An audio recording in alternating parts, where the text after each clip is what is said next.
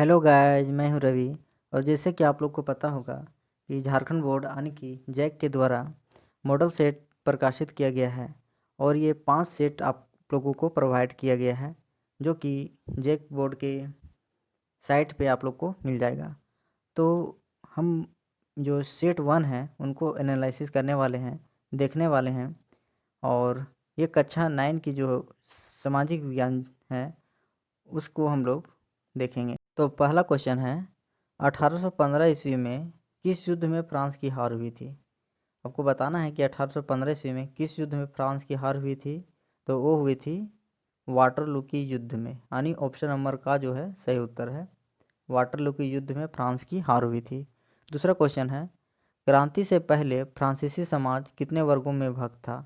तो क्रांति से पहले फ्रांसीसी समाज जो है 3 वर्गों में विभक्त था। जो कि अगर पहला वर्ग की बात की जाता है तो उसमें पादरी वर्ग के लोग थे, दूसरा में कुलीन वर्ग और तीसरा में मध्यम या सामान्य वर्ग के लोग शामिल थे। तीसरा क्वेश्चन है, चर्च के विशेष कार्य को करने वाले व्यक्तियों के समूह को क्या कहा जाता था? तो चर्च के विशेष कार्य को करने वाले व्यक्तियों के समूह को क्या कहा जाता था? तो इसका जो सही उत्तर है पादरी वर्ग, पादरी वर्ग। चौथा क्वेश्चन है, फ्रांस का संविधान किस वर्ष बना? फ्रांस का संविधान किस वर्ष बना? तो ये इसका जो संविधान बना था इसका जो सही उत्तर है 1791 ईस्वी में, 1791 ईस्वी। पांचवा क्वेश्चन है, फ्रांस में 1793 से 1794 के मध्य के काल को किस नाम से जाना जाता है? तो फ्रांस में 1793 से 1794 के काल को आतंक के राज के नाम से जाना जाता है, यानी उसका उत्तर का जो है सही है। छठा क्वेश्चन है, 1917 से पूर्व रूस पर किसका शासन था? 1917 से पूर्व रूस पर किसका शासन था?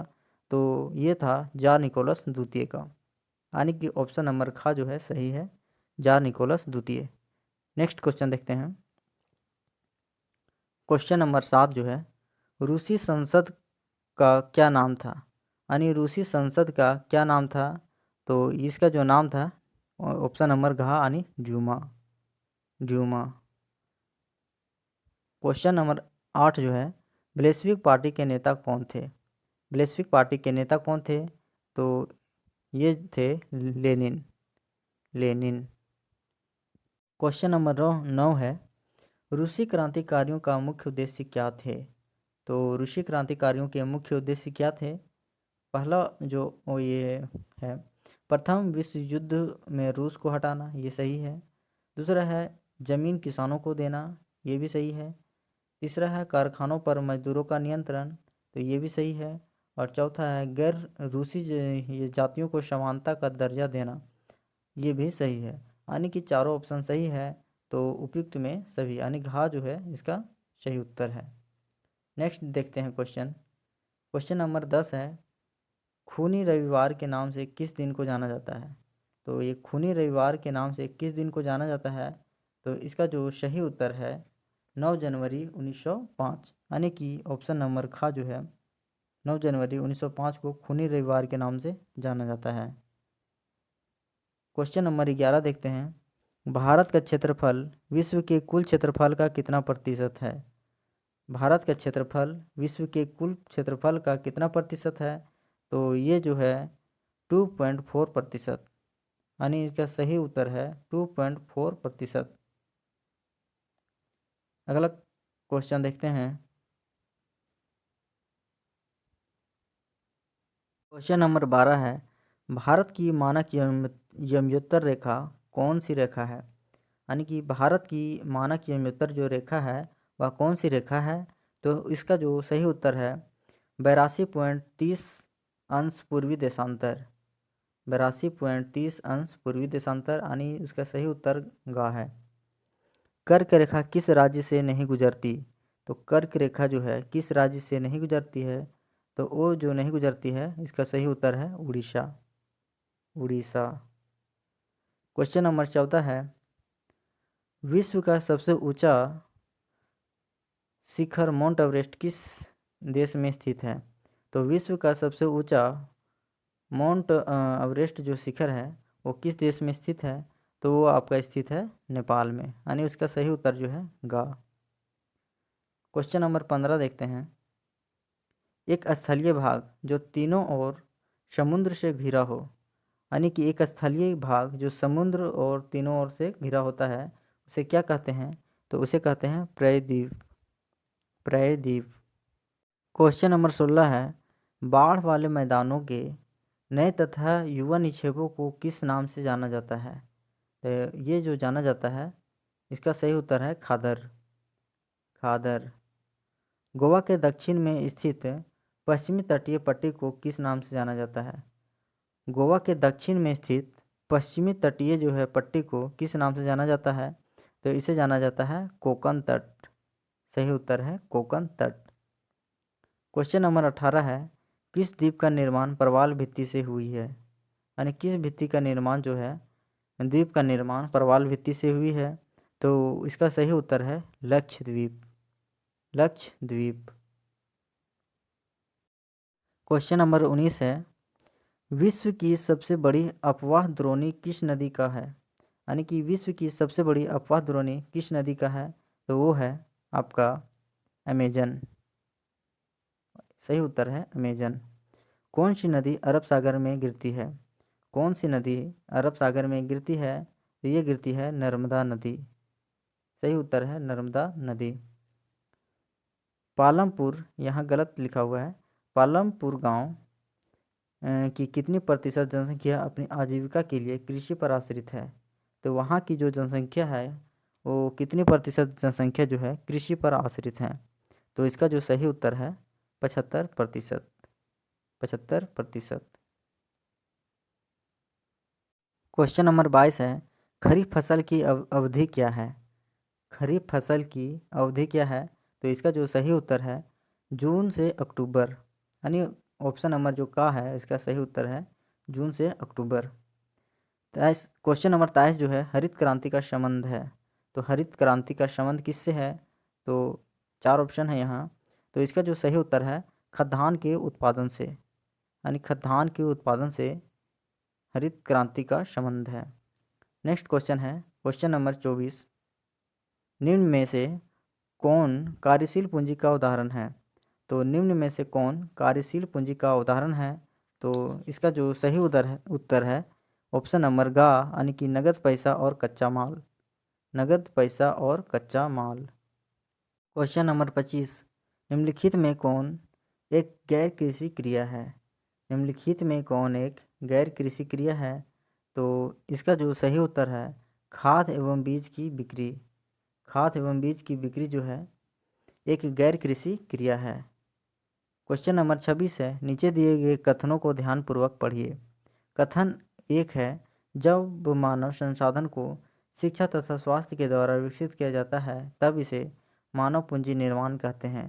और कथन दूसरा है मानव पूंजी में निवेश भौतिक पूंजी के भांति ही प्रतिफल प्रदान करता है। तो इसका जो ऑप्शन है वो कौन सा ऑप्शन सही है? तो इसका जो सही उत्तर है यानी कि ऑप्शन नंबर गा, यानी दोनों सही उत्तर है इसका। नेक्स्ट देखते हैं क्वेश्चन नंबर 27। किस प्रकार की जनसंख्या अर्थव्यवस्था की परिसंपत्ति है? यानी किस प्रकार की जो जनसंख्या है अर्थव्यवस्था की परिसंपत्ति है? तो वो है शिक्षित एवं स्वास्थ्य जनसंख्या। शिक्षित एवं स्वास्थ्य जनसंख्या, यानी ये इसका जो सही उत्तर है ऑप्शन नंबर का शिक्षित एवं स्वास्थ्य जनसंख्या। क्वेश्चन नंबर 28 है। नीचे दिए गए कथनों में कौन सा कथन बेरोजगारी को सही तरीके से परिभाषित करता है? तो इसका जो सही उत्तर है जब प्रचलित मजदूरी दर पर काम करने वाले इच्छित व्यक्ति को रोजगार नहीं मिलता। जब प्रचलित मजदूरी दर पर काम करने वाले इच्छुक व्यक्ति को क्या होता है? रोजगार प्राप्त नहीं होता है, तो इसे कहते हैं बेरोजगारी। तो इसका जो सही उत्तर है खा सही उत्तर है। अगला क्वेश्चन देखते हैं क्वेश्चन नंबर 29। प्राथमिक शिक्षा में नामांकन के लिए कौन से कार्यक्रम चलाए गए हैं? तो प्राथमिक शिक्षा में नामांकन के लिए कौन से कार्यक्रम चलाए गए हैं?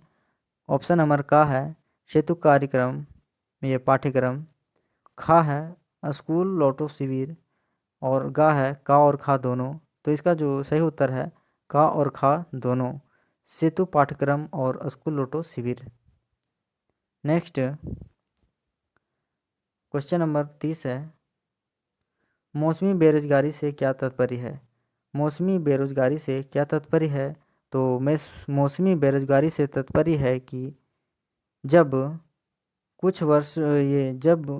वर्ष में कुछ महीने में रोजगार प्राप्त नहीं होता, यानी कि जब वर्ष में कुछ ही महीने रोजगार प्राप्त नहीं होता है तो उसे हम लोग कहते हैं मौसमी बेरोजगारी।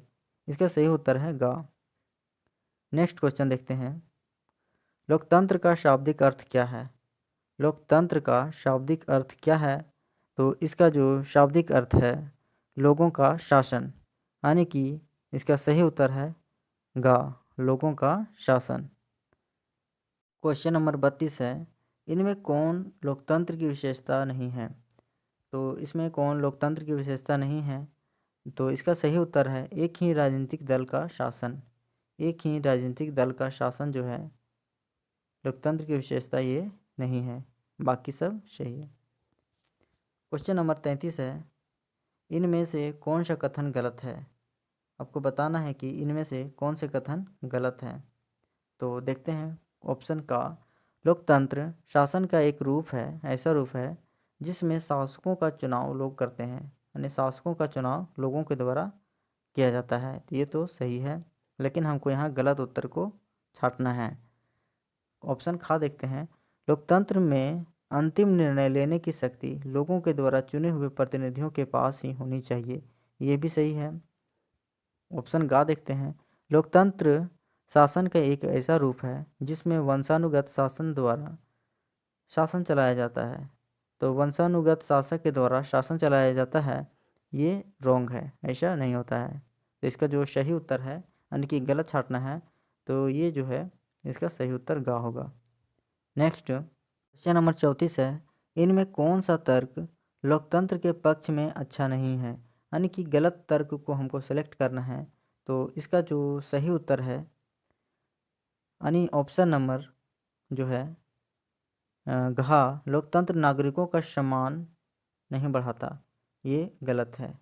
लोकतंत्र जो है नागरिकों का सम्मान को नहीं बढ़ाता है, यानी कि इस क्वेश्चन का आंसर जो है ये घा सही है। नेक्स्ट क्वेश्चन है, पाकिस्तान में जनरल परवेज मुशर्रफ ने कब सैनिक तख्तापलट की अगुवाई की थी? तो पाकिस्तान में जनरल परवेज मुशर्रफ ने कब सैनिक तख्तापलट की जो है अगुवाई की थी? तो वो की थी 1799 में, यानी कि इसका जो राइट आंसर है 1999 में, सॉरी 1999। क्वेश्चन नंबर 36 है, दक्षिण अफ्रीका कब स्वतंत्र हुआ? दक्षिण अफ्रीका कब स्वतंत्र हुआ? तो ये हुआ था 1994 में, 1994 में। नेक्स्ट क्वेश्चन है, रंगभेद की नीति इनमें किस देश में प्रचलित थी? तो रंगभेद की नीति जो प्रचलित थी वो प्रचलित थी दक्षिण अफ्रीका में, दक्षिण अफ्रीका। नेक्स्ट, भारतीय संविधान सभा में सदस्यों की संख्या कितनी थी? भारतीय संविधान सभा में सदस्यों की संख्या कितनी थी? तो वो थी 299, 299। क्वेश्चन नंबर 39, लोकतांत्रिक संविधान में इनमें कौन सा प्रावधान नहीं रहता? तो लोकतांत्रिक संविधान में शासन प्रमुख के नाम का जो प्रावधान है वो नहीं रहता है। और इस मॉडल सेट का जो लास्ट क्वेश्चन है, क्वेश्चन नंबर 40, भारतीय संविधान सभा ने किस दिन अपना काम पूरा कर लिया?